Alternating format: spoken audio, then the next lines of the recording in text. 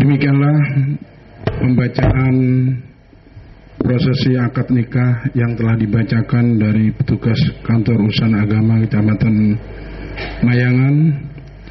Kemudian selanjutnya khutbah nikah yang dalam hal ini akan disampaikan oleh Bapak Dr. Andes Haji Abdurrahim Heri.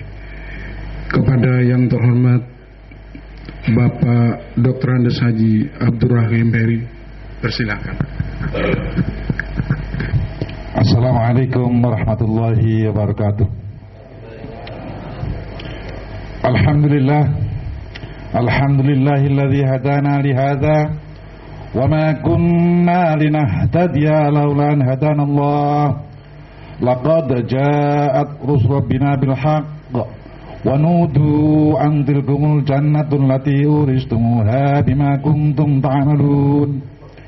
Huwallazi arsala rasulahu bil huda wa dinil haqq liyudhhirahu 'alad dini kullihi walau karihal musyrikun. Laqad amanna Allahu 'alal mu'minina idh ba'atsa fihim rasulan min anfusihim yatlu 'alaihim ayatihi wa yuzakkihim wa yu'allimuhumul kitaba wal hikmah wa in kanu min qablu lafi dhalalin mubin. Asyhadu an la ilaha illallah wa asyhadu anna Muhammadar Rasulullah sallallahu alaihi wasallam. Wa alamu anna Allah shalla 'alan nabiy qadima wa amarakum bidzalika ikrama wa ta'zima. Faqala ta'ala wa lam yazal qailan adima. Inna Allah malaikatahu yusalluna 'alan nabiy ya ayyuhalladzina amanu sallu 'alaihi wa sallimu taslima. وقال النبي صلى الله عليه وسلم من صلى عليه صلاة واحدة صلى الله عليه بها عشرا. اللهم صل على سيدنا وحبيبنا وشفيعنا محمد طب القلوب ودوائها وعافية الأبدان وشفائها ونور الأبصار وهديائها وعلى آله أصحابه التابعين ومن تبعهم بإحسان إلى يوم الدين. ولا حول ولا قوة إلا بالله العلي العظيم. أما بعد فيا أيها الناس اتقوا الله تعالى وأطيعوه. وقال الله تعالى في القرآن العظيم أعوذ بالله من الشيطان الرجيم وعاشروهن بالمعروف فإن كرهتموهن فعسى أن تكرهوا شيئا ويجعل الله فيه خيرا كثيرا. صدق الله العظيم. Hadirin kiram, para alim ulama, hakata aidan al-mukarram Bapak Ketua Kepala KUA Garing BPN yang kami hormati Ibu Bambang, yang kami hormati calon wali Bapak Muhammad Yusuf, para tokoh-tokoh masyarakat dan sekalian. Khutbah nikah adalah sunnah hukumnya.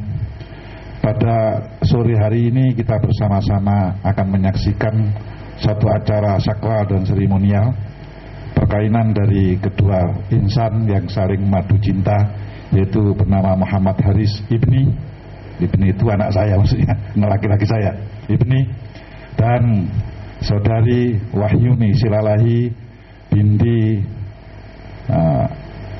Zainal Abidin Silalahi yang akan diwalini nanti oleh masnya kandung karena almarhum, yaitu Bapak Muhammad Yusuf Silalahi. Sebagaimana kita tahu bahwa rukun nikah itu ada 5, yaitu manten putra, manten putri, 2 saksi laki-laki yang adil. Sekarang sudah lebih daripada 2 ini, sudah jamak, murakab ini jamaknya.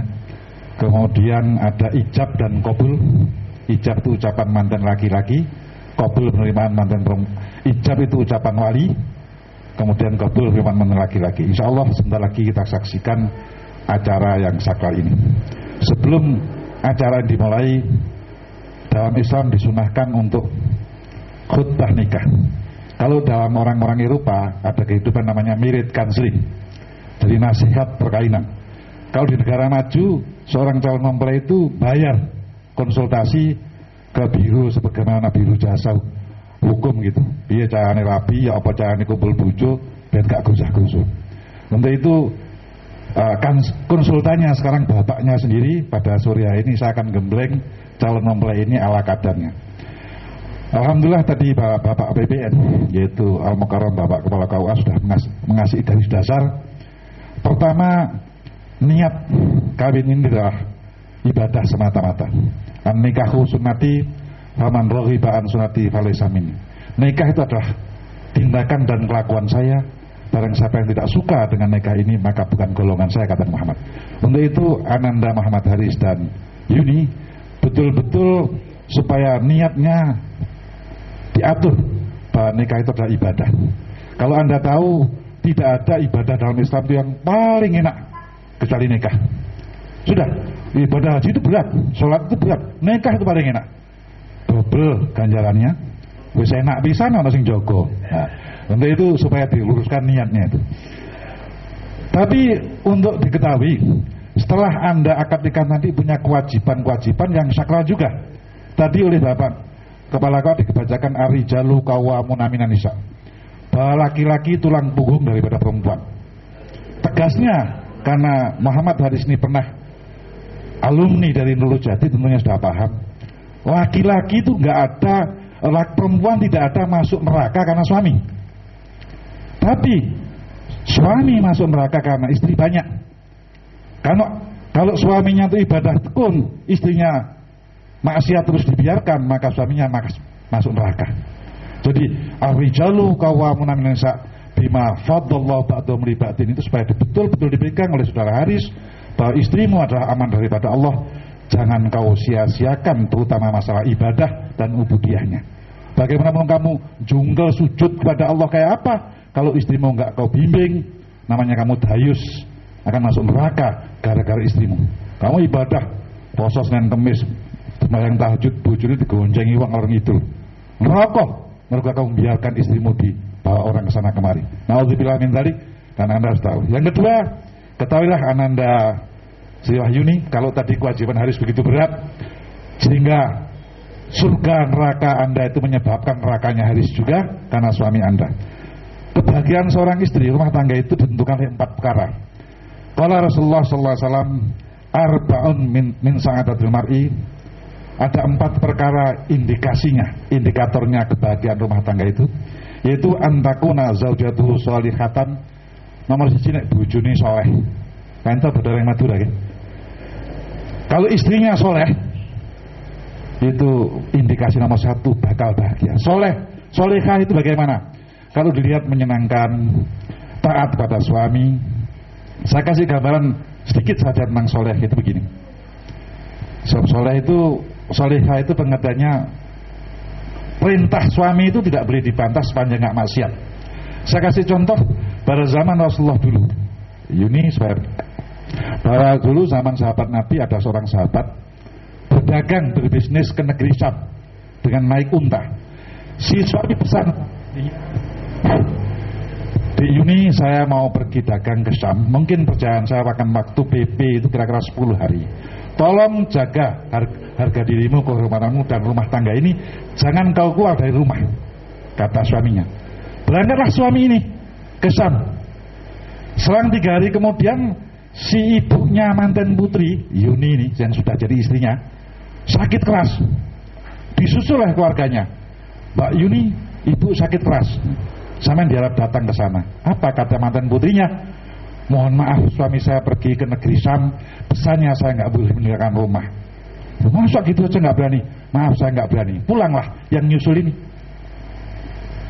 Besoknya datang lagi karena si ibunya sudah nazak. Yughorgir, sakaratul maut. Kalau bahasa Qur'annya sakaratul maut, tapi kalau orang Jawa bilang sakarat itu jelek. Karena itu bahasa Qur'an sakarat itu. Allahumma hawin alaina fi sakaratul maut. Ramen diomonglah bapakmu sakarat itu kita omongin kita ya. Padahal itu bahasa Qur'annya. Jadi ibunya sudah yughorgir, sekarat. Yuni dipanggil. Mandainya, Bu, Mbak Yuni, ibunda sudah sangat keras sakitnya, tinggal tunggu hitungan jam atau hari saja. Tolong seluruh keluarga mengharap kedatangan Anda ke sana. Mboten mantun kula ninggalaken omah niki. Soalnya suami saya pesan enggak boleh meninggalkan rumah sepanjang beliau ke negeri Syam. Bun, betul. Sing jemput pulang lagi besoknya mati. Ibunya manten putri ini. Matilah. Pengantin ini kemudian dikafani, jenazah ini disolati, mau diberangkatkan ke kubur, disusul Yuni, utusan keluarga delegasi. Pak Yuni, ibu mau berangkat ke kubur, kamu diminta datang untuk sana melihat kali terakhir sebelum diangkat ke kubur. Kata manten beli tadi, mohon maaf saya nggak berani berangkat ke rumah walaupun ibu saya meninggal karena suami saya pergi, pesannya nggak boleh saya meninggalkan rumah. Begitu mayat dikebumikan, akhirnya selesai mengebumikan mayat, para keluarga kemanten beli tadi protes menghadap Rasulullah karena Nabi masih hidup. Ya Rasulullah, itu anak namanya Yuni, Wahyuni itu suaminya Haris itu kurang ajar sekali, nggak taat sama orang tua. Masa mulai sakit dikasih tahu sampai sekarat, dikasih tahu sampai mati suruh datang nggak mau. Nabi ketawa. Berbahagialah kamu sekarang wahai anak-anak mayit yang meninggal dunia. Ibumu sekarang dikubur sana mendapat nikmat Allah karena punya anak yang solehah namanya Wahyuni Silalai yang taat pada suami, nggak meninggalkan rumah. Itulah ukuran taat pada suami, malam yu'mar bi maksiatin. Artinya sepanjang perintah suami tidak maksiat. Toh insya Allah Muhammad Haris tidak akan nuntut seberat itu. Andai kata warinya nanti sakit boleh datang tanpa izin, insya Allah. Itu gambaran. Jadi seorang istri taat pada suami itu mutlak, tidak boleh tawar sepanjang tidak bertentangan dengan Quran dan hadis. Malam yu'mar bi maksiatin.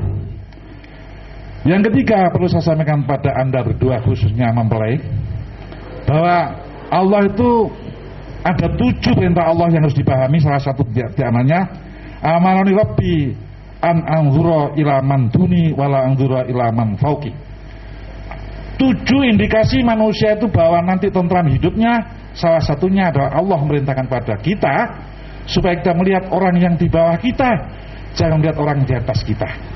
Artinya hidup itu pandai-pandai bersyukur, jangan melihat orang yang di atas saja. Oh, dia punya Mercy, dia punya rumah mewah. Anda nggak pernah lihat, tengok yang di bawahnya. Rumah tanggamu nanti akan terjadi seperti itu, tidak jadi harmonis karena materialisme, tidak mawaddah warahmah, hanya semata-mata hitungan materi. Jangan seperti itu. Yang terakhir nasihat saya Anda berdua karena masih muda jiwanya, jangan israf. Israf itu indikasi kehidupan yang berlebihan. Kulu washrabu wala tusrifu innallaha yuhibbul musrifin. Jarang orang mengerti bahwa israf itu dosa. Israf itu dikira masalah harta sendiri. Untuk apa saya kerjakan terserah saya. Al-Quran mengatakan kulu washrabu wala tusrifu innallaha yuhibbul musrifin. Makanlah, minumlah kamu seadanya, jangan sampai kamu berlebihan.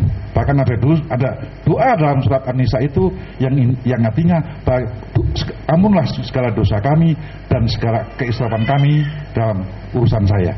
Jadi israf itu artinya yang berlebihan. Dalam surat Al-Furqan Allah berfirman, a'udzubillahi minasyaitonirrajim, walladzina idza fa'alu lam yusrifu wa lam yakturu wa kana baina dzalika qawama. Orang-orang yang mukmin itu kalau membelanjakan hartanya kedekut, medit, cerek juga tidak, berlebihan juga tidak. Bertengah-tengah antara itu. Kata Rasulullah sallallahu alaihi wasallam, sangat qad aflahal mushidul masjid. Sungguh berbahagia orang yang suka hemat dan cermat. Jadi israf berlebihan juga nggak boleh, walaupun urusan agama. Itulah 5 bekal yang saya sampaikan pada Anda berdua, khususnya dalam mengarungi bahtera hidup rumah tangga. Semoga apa yang Anda cita-citakan berdua yang baik di sisi Allah, tak kayu jenjang di keping, tak air tawang di pancung, tak emas bungkal di asah, bagikan musafir lalu sampai ke batas berlayar sampai ke pulau. A'udzubillahi minasyaitonir